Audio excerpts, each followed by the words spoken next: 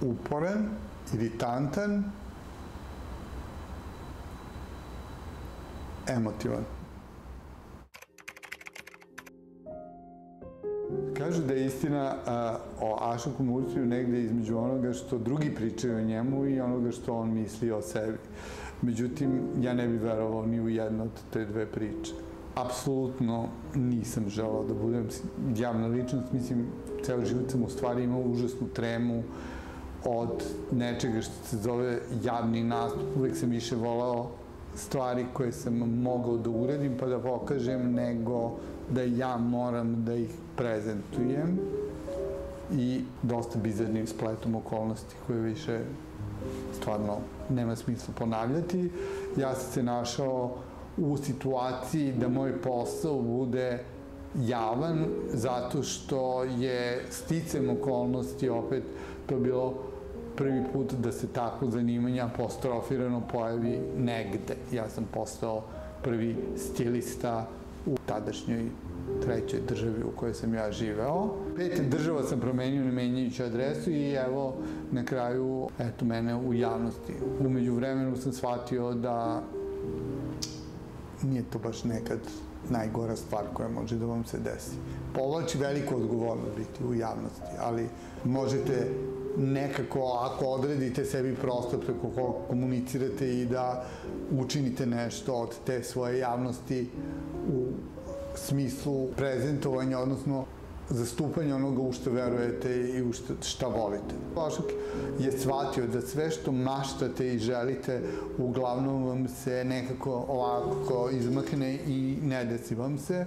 Ja nijednu stvar koju sam mislio da ću, ako jako želim i ako jako uložim sebe u to da će se desiti, one se nisu desile, ali su usput desilo mnogo toga što ja uopšte nisam očekivao i nisam se nadao, i dok u stvari nisam shvatio da treba da uživam u tome što mi se kao prilika dešava, a ne da žalim za onim što se nije desilo, jer sam ja to jako želao. Prošlo je malo vremena, ali već dugo vremena sam svestan da ne mora da nam se desi sve to što želimo da bi bili jako srećni, a dokaz za to su rasprodaje u Zari. Ko razume, shvatit će. Ono što možda ljudi ne znaju, ali ne znam kako ne bi znali, ja sam poluindus i u Indiji ne postoji zabranjena boja osim crne i bele, tako reći, i onda sve boje lepo stoje. Koliko god ja to pokušavam da sakrijem, ja sam taj ciganin u duši, volim sve što šljašta.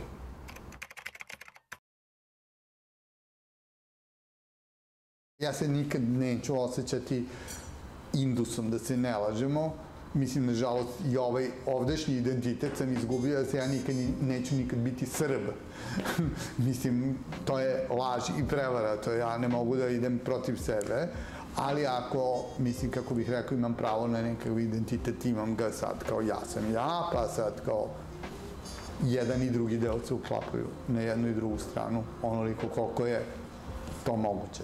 U jednom trenutku imao zadatak da u stvari pomognem nekim ljudima koji su odande, predavao sam na njihovoj akademiji za spoljne poslove ili već kako god se zove to, kako u stvari sačuvati indijski identitet u svoje pojavnosti, a uklopiti se u zapadne normative oblačenja. U suštini nije više ni ta indijska moda čiste, jer tu, mislim, sari kao imaš da ga kupi za 100 rupija, imaš sari koji košta 10 miliona rupija, iako je to bazično isti komad odeće, on se vrlo jasno razlikuje po kategorijama gde u platnom razredu gde upadneš, i onda se to jako vidi. Oni vole da pokazuju te razlike u platnim razredima. Postoji jedan deo u mojoj ličnosti koji je jako sklon tome što je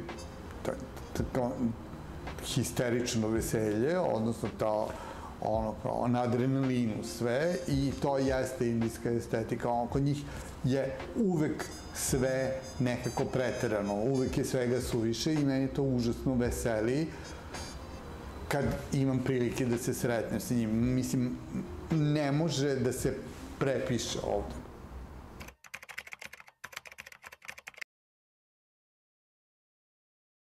Mislim da je u stvari javni prostor kao pojam upravo to što znači javni prostor. Znači, nije moj prostor, ja ulazim u nešto što je svačije podjednako i to zahteva nekakvu vrstu kulture ponašanja, načina na koji ulazimo u dijalog, čak i ako on je jednosmeran, i mislim da je to ljudima danas malo manje jasno, ili mislim da ga previđaju. Javni prostor kao zajednički prostor tretiraju ga kao svoje, ali mislim da to nije problem samo tog javnog prostora. Sve što bi trebalo da bude zajednički imenitelj postaje podređeno privatnom interesu.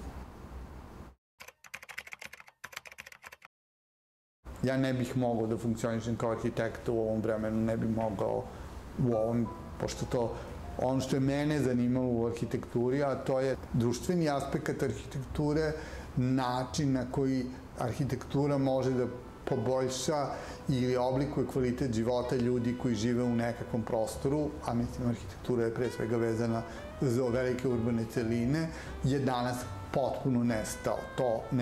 Javni prostor je zloupotrebljen, pa i u fizičkom smislu, i ja ne umem da se snađem danas u ovome.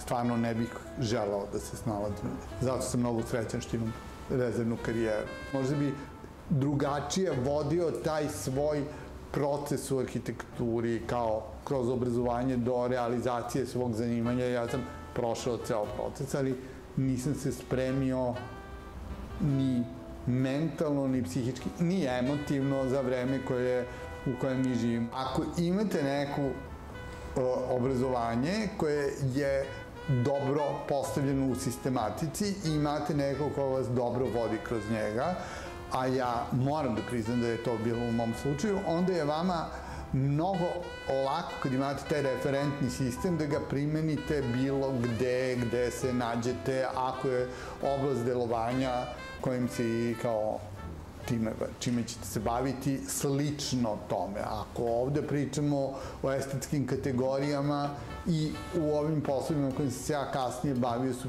postojale estetske kategorije, pa sam ja u stvari mnogo stvari koje su teorije arhitekture koristio u onome što je moj posao, kad sam ga ja morao sebi da objasnim, jer to, mislim, čak i moj taj osnovni posao koji se zove stilizacija nije samo stvar subjektivnog osjećaja za lepo i ružno. Tu postoji čitav niz pravila koji su stvarno tehnička pravila i neke zakonitosti koje u stvari sam ovako prepisao iz arhitekture i preneo u ovo, čime sam se počeo da bavim. A danas se, kažem, bavim, svako jutro se provodim i onako, ko sam ja u stvari.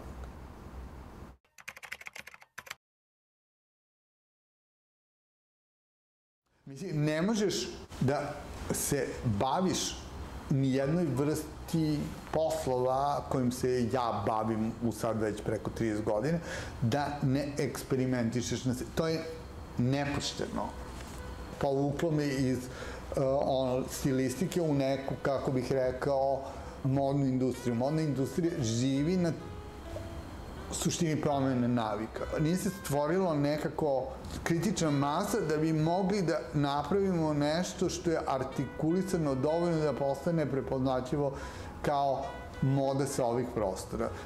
Postojali su momenti kada je postojalo nešto, pokušaj autentične, mislim, jugoslovenske, srpske, kako god hoćete mode. Mislim, ono što je jako važno je da su škole za obrazovanje onoga što mi danas zovemo dizajneri ili kreatori nalazile samo u Beogradu, u ex-Jugoslaviji. Mislim, ja svaki put, svaku stvar koju radim, koliko god bila banalno glupa, bez obzira koliko puta sam je radio ponovo, ona je podjednako teška. To je izazov, kao ne odustati. To je, kako bih rekao, izazove koje savladavam. Da li bi volao da radim nešto smislenije i kreativnije? Da. Mislim, ovo nije, mislim, kako bih rekao, ovo nije smisleno. Ne može racionalno da se objasni. Prva revija koju smo mi radili je bila za brend koji se zvao Dolce & Gabbana, koji je tada bio ekskluzivno, ste vi dobili, na primjer, pravo distribucije. I onda je trebalo napraviti reviju koja, mislim, kao šta sad oni ljudi idu u nečemu i nose naočare, ona se, naravno, trebalo rekonstruisati Dolce & Gabbanu u Srbiji, gde Dolce & Gabbane nije bilo ni kod vas još uvek, pošto su to bili uzorci, a kamoli u formi neke krpe. I mi smo uradili tu reviju, ona je bila nešto uređena, onda su, mislim, ono što je nasmelo vlasnika kompanije je da je tada vrlo surevnjiva štampa u jednoj od susednih država objavila kako je brend Dolce & Gabbana odlučio da prikaže svoju najnoviju kolekciju odeće i pratećih detalja u tom strašnom barbarskom Beogradu, a ne kod njih.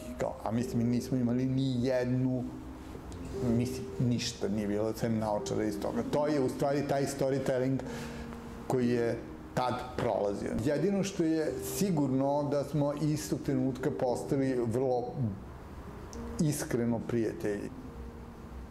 Čovjek, ako je iskren prema sebi, mora da prihvati sebe kakav jeste, ali ja sam prihvatio sebe kao osobu koja je jako burno doživljava stvari, možda čak mnogo burnije nego što to izgleda kada se gleda sa strane, ali koliko negativnih stvari mi je to donalo, to mi je donalo i nekako mnogo dobrih. Jer ja mislim da ako je čovek emotivan, da on u stvari ima mnogo iskrenije reakcije na život oko sebe i kao takav. Mislim, onda kao ne lažete sebe, ne racionalizujete, ne objašnjavate, vi ga onako idete kroz život tako što ga živite.